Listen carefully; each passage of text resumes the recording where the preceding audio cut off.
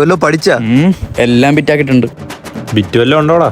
ഡേയ് first question കാണിച്ചാടാ. സവാള തക്ക wonderful കൈമാറ്റി supply എഴുതാം. Many months later. നിന്റെ പേരിനകത്തില്ലല്ലോടാ? ഉണ്ടല്ലോ സാർ.